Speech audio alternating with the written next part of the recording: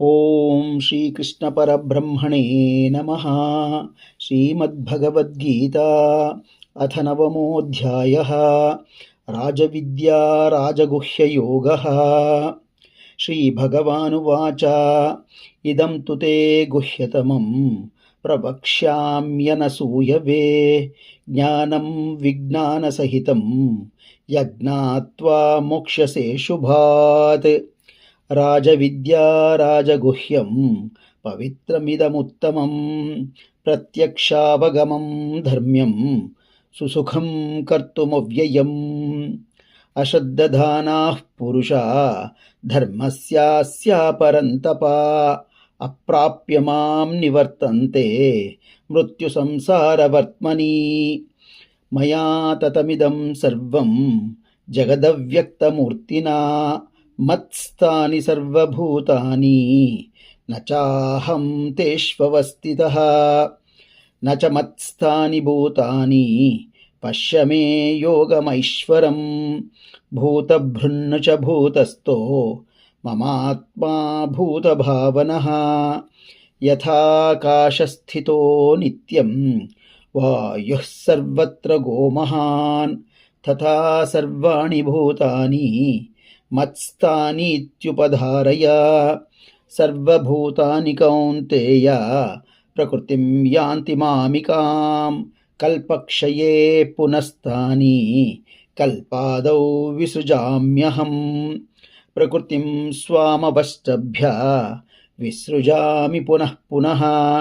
ಭೂತಗ್ರಾಮಮಿಮಂ ಕೃತ್ಸ್ನಂ ಅವಶಂ ಪ್ರಕೃತೇರ್ವಶಾತ್.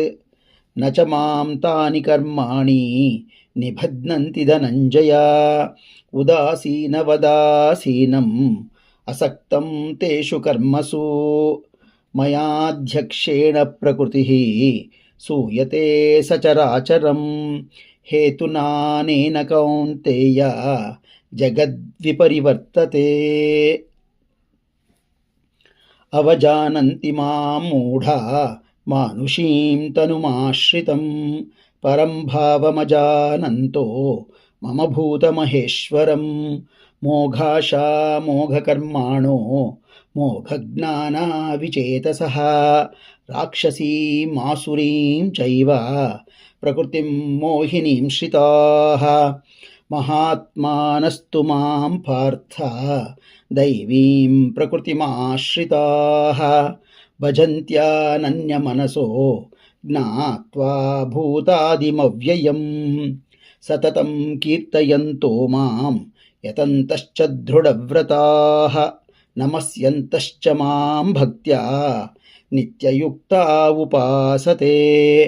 ಜ್ಞಾನಯಜ್ಞೇನ ಚಾಪ್ಯನ್ಯೇ ಯಜಂತೋ ಮಾಮುಪಾಸತೆ.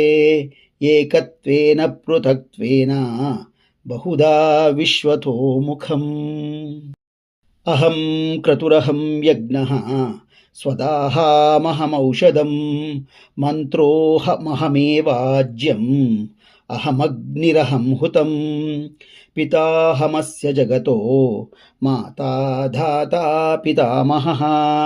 ವೇದ್ಯಂ ಪವಿತ್ರಮೋಂಕಾರ ರುಕ್ಸಾಮಯಜುರೇವ ಚ. ಗತಿಭರ್ತಾ ಪ್ರಭುಃ ಸಾಕ್ಷಿ ನಿವಾಸಃ ಶರಣಂ ಸುಹೃತ್. ಪ್ರಭವಃ ಪ್ರಳಯಸ್ಥಾನಂ ನಿದಾನಂ ಬೀಜಮವ್ಯಯಂ. ತಪಾಮ್ಯಹಮಹಂ ವರ್ಷಂ ನಿಗೃಹ್ಣಾಂ ಉತ್ಸೃಜಾಮಿ ಚ. ಅಮೃತಂ ಚೈವ ಮೃತ್ಯುಶ್ಚ ಸದಸಚ್ಚಾಹಮರ್ಜುನ. ತ್ರೈವಿದ್ಯಾ ಮಾಂ ಸೋಮಪಾಃ ಪೂತಪಾಪಾ ಯಜ್ಞೈರಿಷ್ಟ್ವಾ ಸ್ವರ್ಗತಿಂ ಪ್ರಾರ್ಥಯಂತೆ.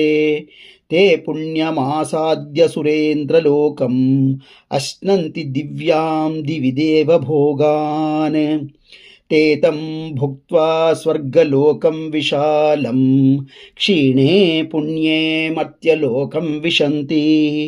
ಏವಂ ತ್ರಯೀ ಧರ್ಮಮನುಪ್ರಪನ್ನಾ ಗತಾಗತಂ ಕಾಮಕಾಮಾ ಲಭಂತೆ. ಅನನ್ಯಾಶ್ಚಿಂತಯಂತೋ ಮಾಂ ಯೇ ಜನಾಃ ಪರ್ಯುಪಾಸತೆ. ತೇಷಾಂ ನಿತ್ಯಾಭಿಯುಕ್ತಾನಾಂ ಯೋಗಕ್ಷೇಮಂ ವಹಾಮ್ಯಹಂ.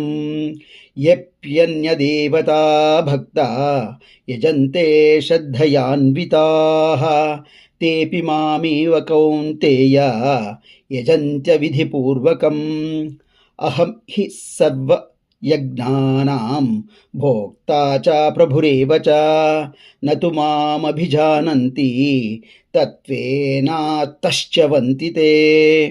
ಯಾಂತಿ ದೇವವ್ರತಾ ದೇವಾನ್ ಪಿತॄನ್ಯಾಂತಿ ಪಿತೃವ್ರತಾಃ ಭೂತಾನಿ ಯಾಂತಿ ಭೂತೇಜ್ಯ ಯಾಂತಿ ಮದ್ಯಾಜಿನೋಪಿ ಮಾಂ. ಪತ್ರಂ ಪುಷ್ಪಂ ಫಲಂ ತೋಯಂ ಯೋ ಮೇ ಭಕ್ತ್ಯಾ ಪ್ರಯಚ್ಛತಿ ತದಹಂ ಭಕ್ತ್ಯುಪಹೃತಂ ಅಶ್ನಾಮಿ ಪ್ರಯತಾತ್ಮನಃ. ಯತ್ಕರೋಷಿ ಯದಶ್ನಾಸಿ ಯಜ್ಜುಹೋಷಿ ದದಾಸಿ ಯತ್ ಯತ್ತಪಸ್ಯಸಿ ಕೌಂತೆಯ ತತ್ಕುರುಷ್ವ ಮದರ್ಪಣಂ. ಶುಭಾಶುಭಫಲೈರೇವಂ ಮೋಕ್ಷ್ಯಸೆ ಕರ್ಮಬಂಧನೈಃ ಸನ್ಯಾಸಯೋಗಯುಕ್ತಾತ್ಮಾ ವಿಮುಕ್ತೋ ಮಾಮುಪೈಷ್ಯಸಿ. ಸಮೋಹಂ ಸರ್ವಭೂತೇಷು ನ ಮೇ ದ್ವೇಷ್ಯೋಸ್ತಿ ನ ಪ್ರಿಯಃ ಯೇ ಭಜಂತಿ ತು ಮಾಂ ಭಕ್ತ್ಯಾ ಮಯಿ ತೇ ತೇಷು ಚಾಪ್ಯಹಂ. ಅಪಿ ಚೇತ್ ಸುದುರಾಚಾರೋ ಭಜತೆ ಮಾಮನನ್ಯಭಾಕ್ ಸಾಧುರೇವ ಸ ಮಂತವ್ಯಃ ಸಮ್ಯಕ್ ವ್ಯವಸಿತೋ ಹಿ ಸಃ. ಕ್ಷಿಪ್ರಂ ಭವತಿ ಧರ್ಮಾತ್ಮಾ ಶಶ್ವಚ್ಛಾಂತಿಂ ನಿಗಚ್ಚತಿ ಕೌಂತೆಯ ಪ್ರತಿಜಾನೀಹಿ ನ ಮೇ ಭಕ್ತ ಪ್ರಣಶ್ಯತಿ. ಮಾಂ ಹಿ ಪಾರ್ಥವ್ಯಪಾಶ್ರಿತ್ಯ ಯೇಪಿ ಸ್ಯುಃ ಪಾಪಯೋನಯಃ ಸ್ತ್ರೀಯೋ ವೈಶ್ಯಾಸ್ತಥಾ ಶೂದ್ರಾಃ ತೇಪಿ ಯಾಂತಿ ಪರಾಂ ಗತಿಂ. ಕಿಂ ಪುನಃ ಬ್ರಾಹ್ಮಣಾಃ ಪುಣ್ಯಾ ಭಕ್ತಾ ರಾಜರ್ಷಯಸ್ತಥಾ ಅನಿತ್ಯಂ ಅಸುಖಂ ಲೋಕಂ ಇಮಂ ಪ್ರಾಪ್ಯ ಭಜಸ್ವ ಮಾಂ. ಮನ್ಮನಾ ಭವ ಮದ್ಭಕ್ತೋ ಮದ್ಯಾಜೀ ಮಾಂ ನಮಸ್ಕುರು ಮಾಮೇ ವೈಶ್ಯಸಿ ಯುಕ್ತ್ವೈವಂ ಆತ್ಮಾನಂ ಮತ್ಪರಾಯಣಃ.